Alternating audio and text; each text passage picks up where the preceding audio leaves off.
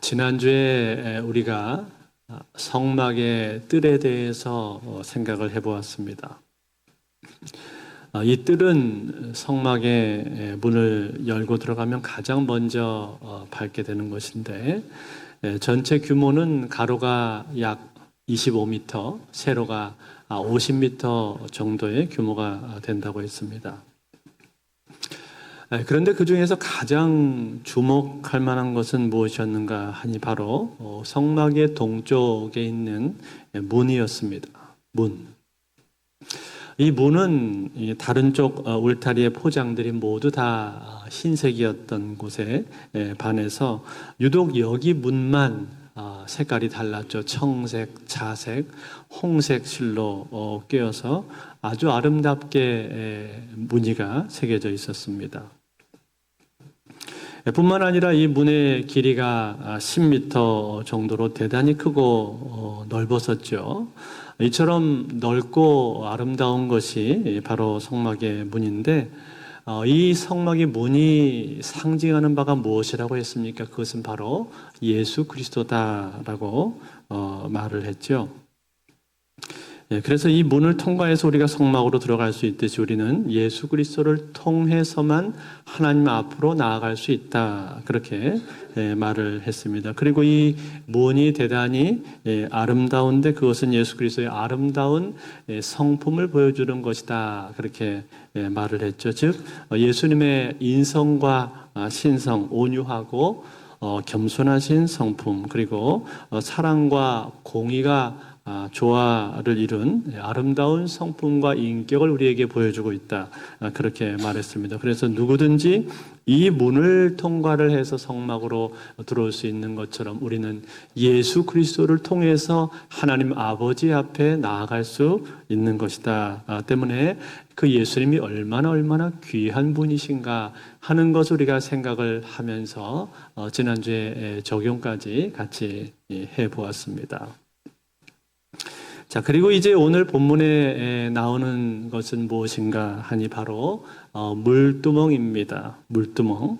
이 물두멍은 성막의 뜰에 있는 물건들 중에서는 번제단 다음으로 나오는 것인데, 번제단과 물두멍 이 두 가지가 성막의 뜰에 있는 물건들 중에서는 가장 눈에 띄는 것들이죠.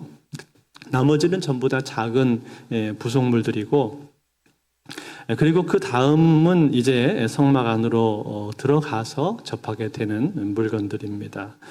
때문에 오늘 우리가 이 물두멍을 다루고 나면은 이제 그 다음부터는 성막 안으로 들어가서 본격적으로 그 성막 안에 있는 내용들을 우리가 살펴보게 될 것입니다. 자, 그렇다면 여러분, 이 물두멍이라고 하는 것은 무엇입니까? 물두멍은 물을 담아두는 대야와 같은 것인데, 이 대야에서 제사장들이 손과 발을 씻었습니다. 오늘 본문에 나오는데 19절과 20절에 보시면 이렇게 기록을 해 주었죠. 아론과 그의 아들들이 그 두멍에서 수족을 씻되 그들이 회막에 들어갈 때 물로 씻어 죽기를 면할 것이요, 제단에 가까이 가서 그 직분을 행하여 여호와 앞에 화제를 사를 때에도 그리할지니라. 자, 여기 보니까 아론과 그의 아들들이 수족을 씻었다라고 했는데, 아론과 그의 아들들은 바로 제사장들을 말하고 있는 거죠. 이 제사장들이 제단에서 제사를 드리고 나서 성소로 들어가야 하는데, 그 성소로 들어가기 전에 먼저 뭘 하라는 것입니까? 이 물두멍에서 손과 발을 씻고 들어가라 라고 말을 하고 있는 겁니다. 그렇다면 여러분, 이처럼 이들이 손과 발을 씻어야 하는 이유가 무엇입니까? 제일 기본적으로는 이 고대 근동 지역은 사막 기후였기 때문에 손과 발이 금방 더러워집니다. 먼지가 아주 잘 묻고요. 또 그들은 주로 샌들을 신고 다녔기 때문에 샌들을 신고 다니다 보면은 그들의 발 역시 금방 흙먼지로 인해서 더럽어지게 되는 거죠.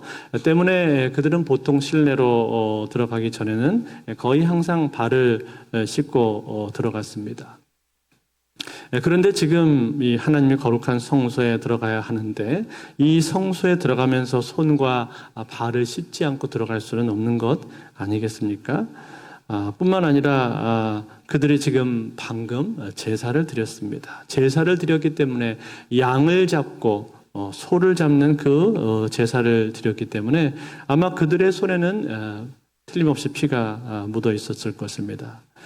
또 제사를 드리는 동안에 불에 그을리게 되면서 여러 가지 끄름들이라든지 재라든지 이런 것들이 손에 묻어 있단 말이죠. 때문에 이 성소에 들어가기 전에 먼저 깨끗이 씻어야 하는 것은 너무나도 당연한 것이죠. 이것은 종교적인 이유 이전에 성막에 들어가서 물건을 만지기 위한 실질적인 이유가 여기에는 있는 것입니다. 즉 손을 깨끗하게 씻어야만 성막 안에 있는 그 성물들을 만질 수가 있는 것이죠. 그렇다면 여러분 이 물두멍은 어디에 위치해 있고 어떻게 생겼습니까? 오늘 18절에 보시면은 이 물두멍의 위치에 대한 설명이 나오고 있는데 이렇게 기록을 해 주었어요. 같이 한번 볼까요? 18절 말씀을 같이 읽겠습니다. 시작. 너는 물두멍을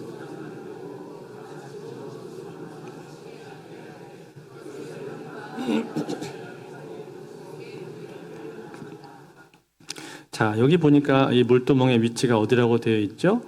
회막과 제단 사이다 그렇게 되어 있죠. 즉 제단을 통과하고 나서 그 다음에 회막 즉 성소로 들어가기 전에 그 사이에 물두멍이 위치해 있다는 거예요. 한번 그림으로 한번 볼까요? 지난주에 우리가 봤던 그림인데 성막의 전체 그림을 보시면은 문으로 들어가서 아래 문으로 들어가서 제일 처음에 제단이 있고 그 다음에 있는 건 뭡니까? 그게 물두멍이다 이 말이에요. 물두멍에서 손을 씻고 그 다음에 이제 성막으로 들어가게 되어 있는 거죠. 즉 제단과 성소 사이에 이 물두멍이 위치가 되어 있는 겁니다. 자, 그런가 하면 이 물두멍의 크기는 어느 정도가 됩니까?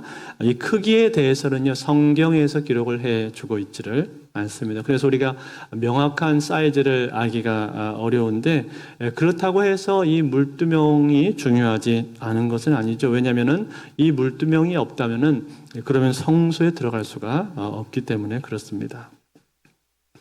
그런데 이 물두멍의 크기나 모양에 대한 자세한 안내가 나오지를 않지만 대부분의 성경학자들은 이 물두멍의 모양이 네모난 모양이 아니라 둥근 모양이었을 것이다 라고 그렇게 추정을 합니다. 왜 그런가 하니 이 물두멍이라고 하는 말 자체가 히브리 원어를 보게 되면은 그 말의 뜻이 둥근, 도려낸 혹은 솟 그런 의미를 가지고 있습니다. 따라서 이 물두멍은 큰 대야나 솥과 같은 그러한 형태가 아니었을까라고 그렇게 추측을 하는 거죠. 또 한 가지 우리가 이것을 추론해 볼 수 있는 중요한 근거는 무엇인가 하니 이 솔로몬의 성전을 지었을 때 그 솔로몬의 성전 안에 있는 물두멍의 크기와 개수가 성경에 나오는데 어떻게 되어 있냐면 이렇게 기록이 되어 있어요. 열왕기상 7장 38절인데 우리 한번 같이 보겠습니다. 같이 한번 읽겠습니다. 시작. 또 물두멍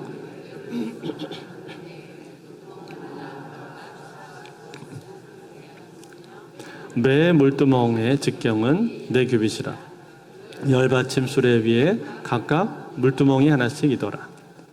자, 여기 보니까 여기 성전에 있는 물두멍 크기가 상당히 크죠. 직경이 4규빗이라고 했는데 과거 시대에는 이것보다 더 작았을 것으로 그렇게 보고 있습니다. 그런데 직경이라고 써 있는 것을 볼 때 우리가 뭘 알 수가 있습니까? 아하, 이것이 둥근 거구나 라고 분명히 알 수가 있는 거죠. 뿐만 아니라 여기에서는 물두멍이 지금 10개라고 기록이 되어 있는데 성막에서는 물두멍이 1개였습니다. 왜냐하면 성전은 그 규모가 대단히 크기 때문에 물두멍이 많이 필요했던 것이고 여기 성막에서는 여러 개가 아니라 1개였던 것이죠. 또 유대 랍비들의 문헌을 우리가 보게 되면 이 물두멍의 위치가 제단과 성소 사이에 있는데 일직선에 있기보다는 약간 남쪽으로 치우쳐 있다, 그렇게 기록이 되어 있습니다. 그래야만 제단에서 일을 하고 나서 제사장들이 물두멍에서 손을 씻고 바로 성소로 들어가기가 더 용이하기 때문에 약간 남쪽에 있다, 그렇게 기록을 해 두고 있는 거예요. 분명한 건 뭐냐, 이 물두멍에 재질이 노수로 되어 있고 또 받침대 역시 노수로 제작이 되어 있다라는 거죠. 그것은 성경에 기록을 해 주고 있습니다. 이게 바로 물두멍이라고 하는 것의 모양인데, 물두멍의 모습을 한번 더 자세히 볼까요? 네, 요거 좀 크게 확대해서 보여준 그림인데 더 잘 보이시죠? 이렇게 생겼을 것이다라고 추정을 하고 있습니다. 그래서 여기에서 제사장들이 손과 발을 씻고 이제 성소로 들어가게 되었던 것이죠. 그렇다면 여러분, 이 물두멍이 가지고 있는 영적인 의미가 있지 않겠습니까? 그 영적인 의미가 더 중요한 것인데, 이 물두멍이 가지고 있는 영적인 의미는 무엇입니까?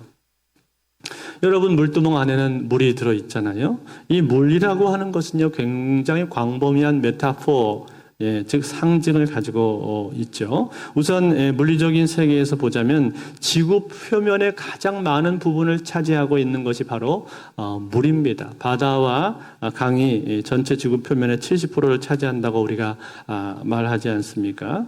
또 강이 있는 곳에서는 반드시 생명이 자라도록 그렇게 되어 있습니다. 그래서 역사상 4대 문명은 강 유역에서 발생을 했지요. 뿐만 아니라 하늘의 수증기도 물이고, 그리고 들의 꽃이나 풀 가운데 맺힌 이슬도 역시 물입니다. 이 물이 있어야만 생명이 자라고 그리고 유지가 될 수가 있는 거죠. 그렇다면 여러분, 성경에서는 어떻습니까? 성경에서도 역시 물은 이 생명과 많은 연관을 가지고 있는데, 에덴에서 발원된 네 줄기의 강도 물이었었고, 광야 생활을 할 때 이스라엘 백성들에게 가장 필요한 것도 역시 물이었습니다. 그래서 모세는 반석을 명해서 물을 냈었던 것이고, 또 하갈도 사막에서 물이 없어 헤맬 때 하나님께서 그에게 눈을 열어주셔서 오아시스를 보게 하시고 그 물로 말미암아서 자신과 자신의 아들이 생존할 수 있도록 그렇게 만들어 주셨단 말이에요.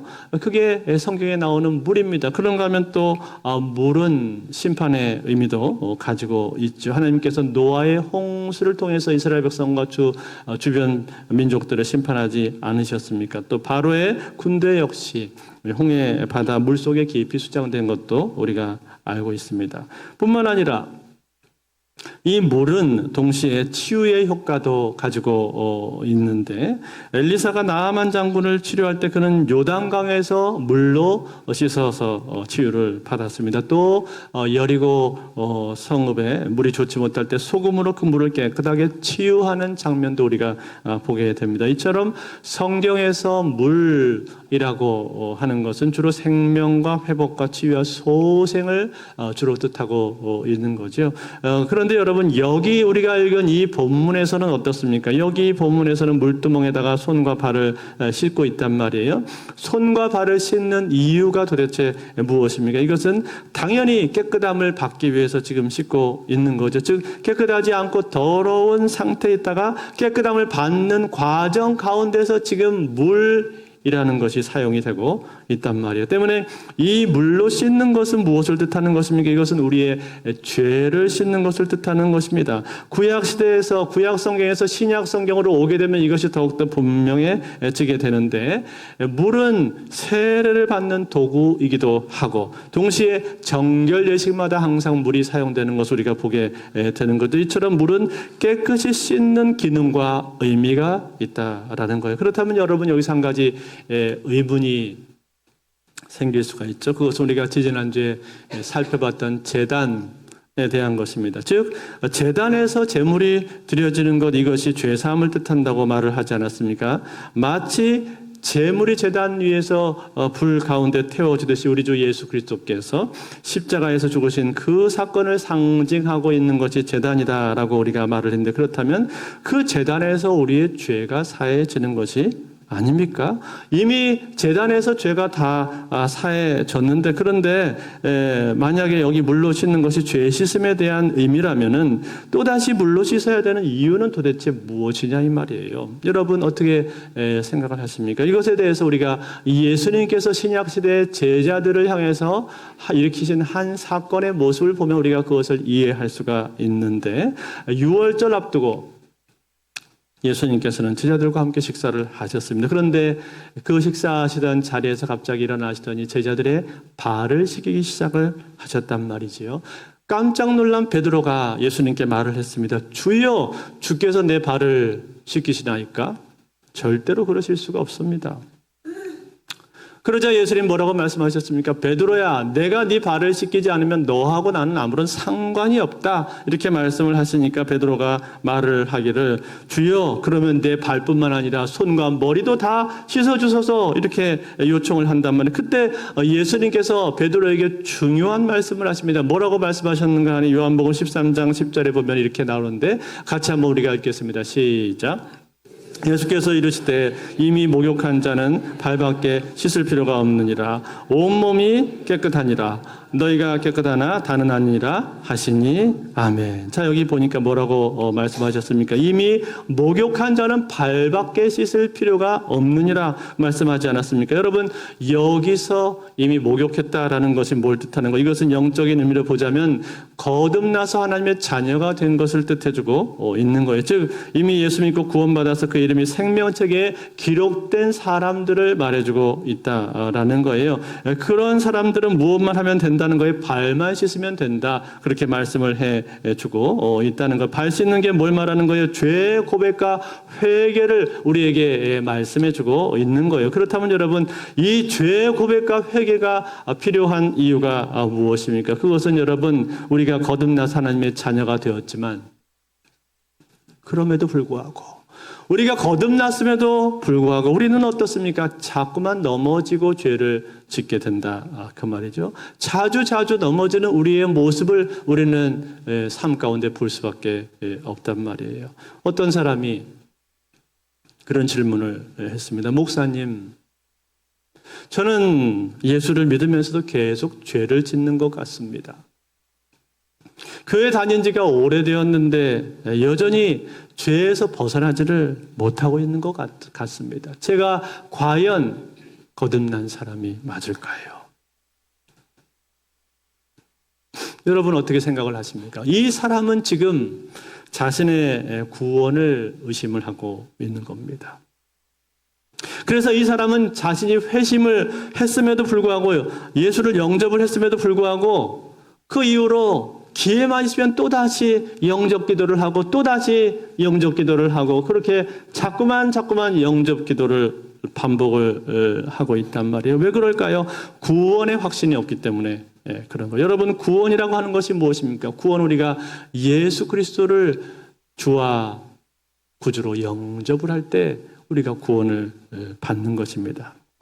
우리 삶 가운데 예수님이 들어오시면 단번에 우리가 구원을 받게 된다 이 말이에요. 내가 예수 그리스도를 구주와 주님으로 진심으로 영접했다면, 진심으로 주님을 받아들였다면 주님은 내 마음에 계시고 나는 구원을 받는 겁니다. 그래서 영접하는 자 곧 그 이름을 믿는 자들에게는 하나님의 자녀가 되는 권세를 주셨으니 라고 요한복음에서 우리에게 말씀하고 있는 거 아닙니까? 예수 그리스도를 진심으로 내 마음속으로 영접했다면 그 사람이 하나님의 자녀가 되었단 말이에요. 때문에 이 사건을 우리가 여러 차례 반복을 할 필요가 없는 거예요. 다시 말해 칭의, 의롭다함을 받는 사건, 이거는 단번에 이루어지는 사건이라 이 말이에요. 그런데 문제는 무엇입니까? 문제는 내가 거듭났는데 거듭났다고 해서 일순간에 내 모습이 예수님처럼 바로 거룩하게 바뀌는 것은 아니라 그 말이죠. 과거에 가지고 있었던 옛 습관과 옛 자아가 단번에 다 바뀌지 않는다는 거예요. 그것은 여전히 남아서 나에게 영향력을 끼치는 모습을 보게 된다 그 말이죠. 그렇지만 내 안에 계시는 성령의 역사와 성령의 작용으로 말미암아 그러한 옛 습관들이 점점 사라지게 되는 것이고 없어지게 되는 거예요. 이것이 사라지게 되는 데는 시간이 필요하다라는 거예요. 그리고 무수히 많은 실패와 절망과 넘어짐과 회개와 용서와 회복, 이러한 과정을 우리가 통과를 하면서 이것이 반복되는 가운데 우리가 그리스도를 점점 닮아가게 되는 겁니다. 이것을 우리가 신학적인 용어로 뭐라고 말을 합니까? 이것을 성화라고 그렇게 말을 하는 거죠. 즉 그리스도를 닮아가는 거다 그렇게 말을 하는 거죠. 이 성화는요 일순간에 이루어지는 것이 아닙니다. 우리의 삶의 평생을 통해서 성화가 이루어지게 된단 말이에요. 칭의는 단번에 이루어지지만 성화는 우리 평생을 통해서 이루어지게 되는 거예요. 때문에 여러분 우리가 성화의 과정 속에 있기 때문에 자꾸만 넘어졌다 일어났다를 계속 반복을 하게 된다라는 거죠. 그 과정 속에 계속 넘어졌다 일어났다를 반복하는 과정 속에 있는데 그 과정을 살아가는 사람들에게 반드시 필요한 것이 무엇입니까? 그것이 바로 회개입니다. 회개. 그 넘어졌다 일어났다를 반복하는 사람들에게 회개가 없다면 그 사람은 앞으로 갈 수가 없는 것인데 넘어졌다 일어났다를 반복하는 사람에게 회개가 있을 때 그 사람은 그 회개로 말미암아 죄를 사함을 받게 된다는 거예요. 즉 자신의 죄에 대한 자각과 뉘우침 그리고 그것에 대한 후회 그리고 통회와 아파하는 마음 그리고 그 죄를 하나님께 가지고 나와서 아뢰는 그 자복함 그것을 통해서 회개하고 죄 사함을 받게 되는 거예요. 그런데 여러분 그 죄 사함의 근거는 무엇입니까? 그 죄 사함의 근거는 오직 우리 주 예수 그리스도의 십자가인 줄로 믿습니다. 예수님의 십자가상에서 내 모든 죄를 사하시고 해결하셨기 때문에 그 십자가를 근거로 해서 우리는 죄 고백을 할 수가 있는 것이고 죄 사함을 받을 수가 있는 것. 이것이 바로 회개인데 오늘 이 물두멍에서 손을 씻는 것이 무엇입니까? 이것이 바로 회개라는 거예요. 이게 바로 회개입니다. 따라서 제단에서 제물을 드림으로 우리가 죄사함 받는 것이 십자가를 의미하는 것이라고 한다면 물두멍에서 우리가 손을 씻는 것은 우리의 회개를 말하는 거예요. 우리가 끊임없이 짓는 자범죄를 하나님 앞에 가지고 나와서 회개하는 것을 말을 해주고 있는 거예요. 즉 우리가 거듭나서 하나님의 자녀가 되었음에도 불구하고 계속해서 자꾸만 넘어지고 실패하고 죄를 짓는데 그럴 때마다 또다시 하나님 앞에 나와서 죄 씻음을 받는 거다 그런 말이에요. 그래서 여러분 이때는요 우리가 온 몸을 다 씻는 것이 아닙니다. 우리의 손과 발만 씻는 거예요. 아까 우리가 읽은 말씀처럼 19절 말씀처럼 19절에 이렇게 말했죠. 아론과 그의 아들들이 그 두멍에서 수족을 씻되 이렇게 손과 발만 씻으라고 말을 했어요. 그런데 여러분 재미있는 것은 그 바로 앞장에 29장에 보시게 되면은 어떤 내용이 나오는지 아세요? 이 아론과 그의 아들들이 제사장으로 위임식을 하는 장면이 나오게 되는데 위임받는 장면이 나오게 되는데 그때는 어떻게 하는가? 그때는 다릅니다. 출애굽기 29장 4절 말씀을 한번 볼까요?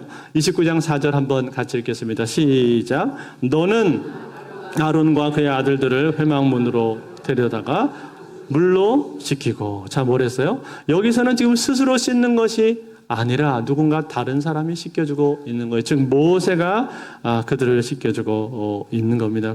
그리고 씻기는데 어떻게 씻깁니까? 손과 발만 씻는 게 아닙니다. 몸 전체를 다 씻기고 있다 이 말이에요. 여러분 이것은 한 번 이렇게 한 뒤로는 다시는 반복하지를 않습니다. 즉 단 한 번으로 끝난다는 거예요. 왜 그렇습니까? 제사장으로 직분을 받는 것 우리가 위임을 받는 것은 이것은 한 번으로 족하다는 거예요. 즉 한 번 위임을 받으면 제사장으로서 더 이상 이제 다시 위임 받을 필요가 없다는 거예요. 계속 제사장으로서 사역을 하게 된다는 거예요. 다시 말해 그 신분이 사라지지 않는다라는 겁니다. 그래서 또다시 목욕할 필요가 없다는 거예요. 그런데 여러분 손과 발은 어떻습니까? 손과 발은 다르다는 거예요. 그것은 그때마다 계속해서 씻어야 된다는. 그래서 예수님께서는 제자들에게 말씀하실 때 그렇게 말씀을 하신 거 아닙니까? 온몸이 다 깨끗하니 이미 목욕한 자는 발밖에 씻을 필요가 없느니라. 목욕한 자는 발만 씻으면 된다라고 예수님께서 말씀하고 계신 것 아닙니까? 그렇다면 여러분 이 발을 씻기 위해서 우리가 발을 씻기 위해서는 과연 무엇이 필요할까요? 발을 씻는다는 것, 발을 씻는다는 이 말은 다른 말로 바꿔서 말하면 죄를 씻는다는 뜻인데 죄를 씻기 위해서 우리의 삶 가운데 꼭 필요한 것이 무엇입니까? 그것은 바로 하나님의 말씀인 줄로 믿습니다. 여러분 왜 죄를 씻는 데 있어서 하나님의 말씀이 필요할까요? 왜냐하면 하나님의 말씀이 있어야만 그 말씀이 우리로 하여금 죄를 깨닫게 하고 죄에서 뒤로 돌이킬 수 있도록 만들어주기 때문에 그렇습니다. 그래서 사도 바울은 에베소서를 쓰면서 에베소서 5장 26절 27절에서 이렇게 말을 했습니다. 이것도 같이 읽겠습니다. 시작. 이는 곧 물로 씻어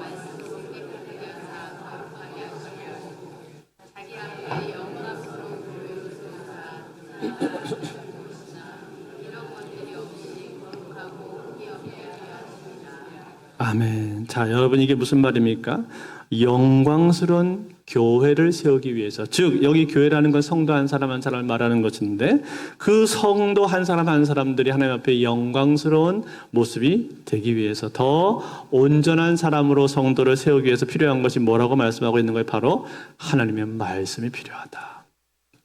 물로 씻어 말씀으로 깨끗하게 하사 거룩하게 하시고 그렇게 말했잖아요. 이처럼 하나님의 말씀은 우리 삶 가운데 찾아와서 우리에게 죄를 깨닫게 하시고 우리로 하여금 돌이키게 만들고 회개할 수 있게 만든다 그 말이에요. 회개로 말미암아서 우리를 깨끗하게 만들어주시는 것이 하나님의 말씀이라는 거예요. 그래서 요한복음 15장 3절도 이렇게 말합니다. 너희는 내가 일러준 말로 이미 깨끗하였으니 하나님의 말씀으로 깨끗하여졌다라고 예수님께서 선포하고 계신 것 아닙니까? 그러므로 사랑하는 성도 여러분, 오늘 우리는 이 물두멍을 보면서 이 물두멍의 물을 보면서 이 물은 하나님의 말씀이 사람에게 역사해서 깨끗하게 하시는 하나님의 능력인 것을 믿으시기 바랍니다. 그것을 믿고 이 하나님의 말씀을 붙드시기를 바랍니다. 그래서 이 말씀을 가까이 함으로 말미암아 늘 회개하고 하나님하고의 관계가 바르게 되실 수 있기를 바랍니다. 어떤 아이가 있었습니다. 이 아이는 부모의 사랑을 많이 받고 자랐는데 언젠가부터 부모 말을 듣기를 싫어했어요. 그래서 아버지가 말씀을 하셔도 거기에 순종하지 않고 제멋대로 행동을 했습니다. 갈수록 그의 행실은 더 나빠졌습니다. 이처럼 여러분 행실이 나빠진 이 아이는 어떻습니까? 이 아이는 행실이 나빠졌다고 해서 그의 자녀의 신분이 사라졌을까요? 아니요, 그렇지 않습니다. 그의 자녀의 신분은 그대로 있습니다. 행실이 나빠졌다고 해도 그의 자녀의 신분이 사라지거나 바뀌어버리는 것은 아니라 이 말이에요. 왜냐하면 부모와 자녀는 혈연으로 출생으로 맺어진 관계이기 때문에 이것은 결코 변개되거나 취소될 수가 없다는 거예요. 그렇지만 여러분, 이 아이는 자신의 행실이 나빠졌는데 행실이 나빠진 뒤로 이 아이의 삶에는 어떤 변화가 오게 될까요? 부모 곁에 있는 것이 왠지 불편합니다. 그리고 아버지와 자신 사이에 뭔가 거리감이 있다고 그렇게 이 아이는 느끼게 되는 거죠. 마치 여러분 이것과 똑같습니다. 우리가 죄를 지었을 때 우리와 하나님과의 관계는 취소가 되는 것이 아닙니다. 우리의 신분은 여전히 하나님의 자녀로 동일하게 유지가 된단 말이에요. 그렇지만 여러분 우리가 죄를 지었을 때는 하나님과 관계에 가까이 느끼기가 점점 더 어려워지는 것이고 아버지 곁에서 우리가 그 기쁨을 마음껏 누리기가 어렵다 그 말이에요. 그분하고 동행하기가 점점 더 어렵다는 거예요. 왜요? 왜냐하면 죄가 하나님과 나 사이를 가로막고 있기 때문에 죄가 내 마음속에 들어와서 나를 오염시켰기 때문에 하나님과의 동행이 점점 어려워지게 된다라는 거죠. 그런 거로 여러분 이때 우리에게 필요한 것이 무엇입니까? 회개가 필요한 것인데 이 회개는 어떻게 이루어진다는 거예요? 바로 하나님의 말씀을 통해서 이루어지는 거예요. 하나님의 말씀이 그의 마음 가운데 들어오게 되었을 때 말씀이 내 마음에 부딪혀 오게 되었을 때 그 말씀 앞에 서 있는 내 모습을 보면서 거기서 돌이켜서 회개하게 되는 것입니다. 그리고 하나님 앞에 통해 자복하면서 죄사함을 받게 되는 거예요. 그럴 때 하나님과의 관계가 다시금 회복이 되는 것이고 아버지와 아들로서의 그 관계의 기쁨을 누리는 겁니다. 동행의 기쁨을 다시 한번 그 속에서 누리게 된다는 거예요. 그러므로 사랑하는 성도 여러분, 오늘 우리는 이 내용을 보면서 하나님의 말씀 앞에 우리가 머물기를 원하고 그리고 물로 씻어 말씀으로 새롭게 하시는 이 하나님의 은혜를 사모함으로 그 은혜를 덧입으실 수 있기를 바랍니다. 이제 말씀을 맺겠습니다. 브라이언 웰치는 미국의 유명한 헤비메탈 밴드 콘이라고 하는 헤비메탈 밴드의 기타리스트였습니다. 그는 성공과 명성을 누리면서 화려한 삶을 살았지만 그의 삶의 이면은 어두웠습니다. 그는 심각한 약물 중독과 공허함을 가지고 있었는데 점점 더 마약과 알코올 중독에 의존하게 되면서 삶의 의미를 잃어가고 있었습니다. 딸을 양육을 하면서도 자신의 삶을 제대로 관리할 수가 없었고 갈수록 깊은 절망 속으로 빠져들어가고 있었습니다. 그러던 어느 날 이 웰치는 한 친구의 초대로 교회에 가게 되었습니다. 교회에서 목사님의 설교를 듣는 중에 마태복음 11장 28절에서 30절의 말씀이 그의 마음속에 강하게 울려왔습니다. 수고하고 무거운 짐진 자들아 다 내게로 오라. 내가 너희를 쉬게 하리라. 나는 마음이 온유하고 겸손하니 나의 멍에를 메고 내게 배우라. 그리하면 너희 마음이 쉼을 얻으리라. 이는 내 멍에는 쉽고 내 짐은 가벼움이라. 이 말씀을 들었을 때 웰치는 예수님께서 지금은 자기 자신을 부르고 계시다는 사실을 느끼게 되었습니다. 그리고 그 초대를 받아들이기로 결심을 합니다. 그는 집으로 돌아와서 성경을 읽기 시작을 했고 기도하는 가운데 하나님께서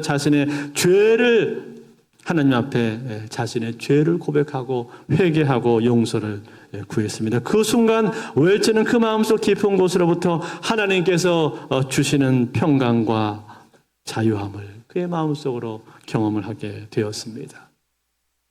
그 이후로 웰치는 이제 마약과 알코올을 끊게 되었고 밴드를 떠나서 딸과 함께 새로운 삶을 시작을 했습니다. 그는 자신의 경험을 나누면서 하나님께서 어떻게 자신의 삶을 변화시켰는지를 간증하기 시작을 했습니다. Save Me From Myself라는 책을 출판을 해서 그 안에 자신의 극적인 회심과 변화된 삶의 이야기도 담았습니다. 그는 음악과 간증을 통해서 많은 사람들에게 희망과 용기를 전해주었고 특히 젊은이들에게 하나님의 사랑과 회복의 능력을 알려주었습니다. 그는 다시 콘에 합류를 했지만 이제는 하나님의 은혜를 증거하는 삶을 살아가게 되었습니다. 사랑하는 성도 여러분, 그렇습니다. 하나님의 말씀은 우리를 회개로 인도하는 능력이 있습니다. 그 말씀이 내 마음속에 부딪혀올 때, 그 말씀 앞에 나의 삶을 노출시킬 때 그 말씀은 내 마음속을 파고들게 되어 있고 그 말씀은 나를 변화시키는 것입니다. 그 말씀은 나에게 영향력을 끼쳐서 나로 하여금 하나님 앞에 다시 나오게 만들고 나로 하여금 돌이켜서 회개하게 만드는 것이 바로 하나님의 말씀인 것입니다. 그러므로 사랑하는 성도 여러분, 오늘 우리는 이 물두멍을 보면서 물로 씻어 말씀으로 새롭게 하시는 이 하나님의 놀라운 은혜를 깨닫고 우리 삶 가운데 이 말씀 앞에 나를 들이실 수 있기를 바랍니다. 말씀 앞에 나를 노출시키시고 말씀 앞에 나를 비춰봄으로 말미암아 그 말씀이 주시는 은혜를 받고 말씀으로 말미암아 날마다 회개의 은총을 누리시는 저와 여러분들 다 되실 수 있기를 우리 주 예수 그리스도로 축원드립니다.